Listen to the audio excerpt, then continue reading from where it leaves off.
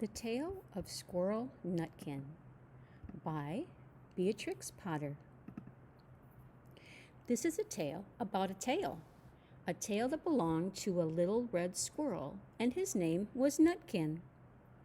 He had a brother called Twinkleberry and a great many cousins. They lived in a wood at the edge of a lake.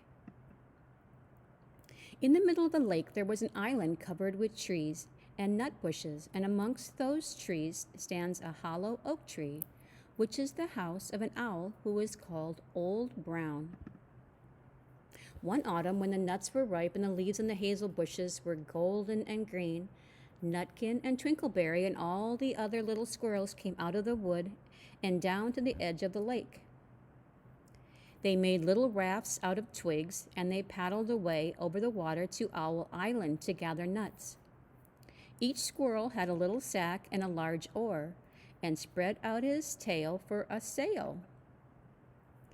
They also took with them an offering of 3 fat mice as a present for Old Brown, and put them down upon his doorstep. Then Twinkleberry and the other squirrels each made a low bow and said politely, "Old Mr. Brown, will you favor us with permission to gather nuts upon your island?" But Nutkin was excessively impertinent in his manners. He bobbed up and down like a little red cherry, singing, riddle me, rot-tot-toot-tout, little wee man in a red coat, a staff in his hand and a stone in his throat. If you'll tell me this riddle, I'll give you a goat. Now this riddle is as old as the hills. Mr. Brown paid no attention whatever to Nutkin. He shut his eyes ostentately and went to sleep.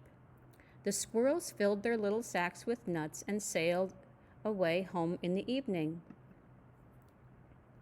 The next morning they all came back again to Owl Island, and Twinkleberry and the others brought a fine fat mole and laid it on the stone in front of Old Brown's doorway and said, "Mr. Brown, will you favor us with your gracious permission to gather some more nuts?" But Nutkin, who had no respect, began to dance up and down, tickling old Mr. Brown with a nettle and singing, "Old Mr. B, riddle me ree, hitty-pitty within the wall, hitty-pitty without the wall. If you touch hitty-pitty, hitty-pitty will bite you." Mr. Brown woke up suddenly and carried the mole into his house. He shut the door in Nutkin's face.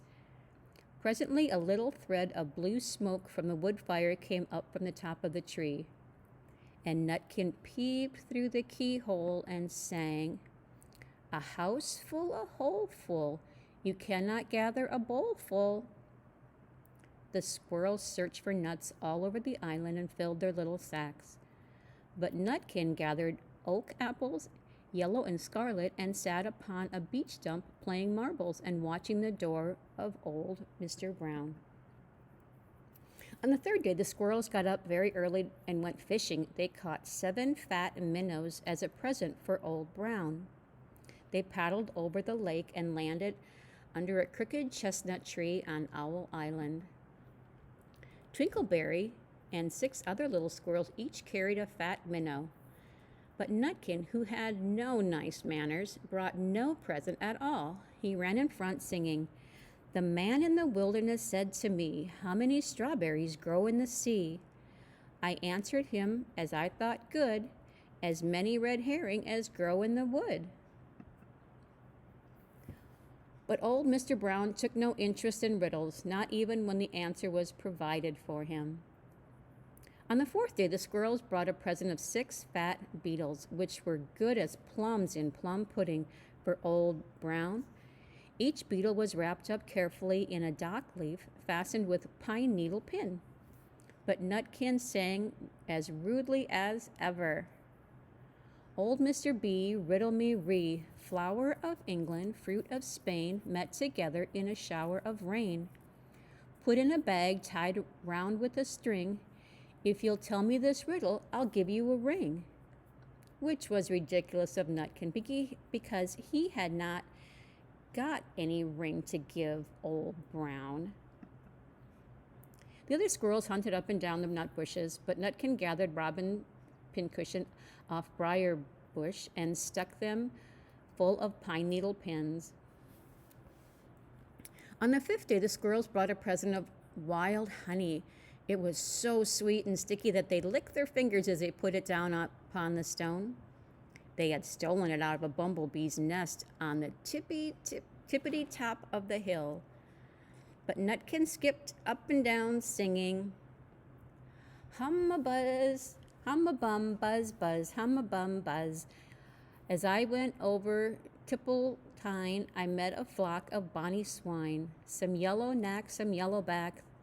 There were very bonniest swine that e'er went over Tipple-tine. Old Mr. Brown turned up his eyes in disgust at the impertinence of Nutkin, but he ate up the honey. The squirrels filled their sacks with nuts, but Nutkin sat upon a big fat flat rock playing ninepin with a crabapple and fir cones. On the 6th day, which was Saturday, the squirrels came again. For the last time, they brought a new laid egg in a little rush basket as the last parting present for Old Brown. But Nutkin ran in front, laughing and shouting, Humpty Dumpty lies in the back, with a white counterpane around his neck. 40 doctors and 40 rights cannot put Humpty Dumpty to rights. Now old Mr. Brown took an interest in eggs. He opened one eye and shut it again, but still he did not speak. Nutkin became more and more impertinent. Old Mr. B, hickamore, hackamore on a king's kitchen door. All the king's horses and all the king's men couldn't drive hickamore, hackamore off the king's kitchen door. Nutkin danced up and down like a sunbeam, but still Old Brown said nothing at all. Nutkin began again. Arthur O'Bower has broken his band. He comes roaring up the land.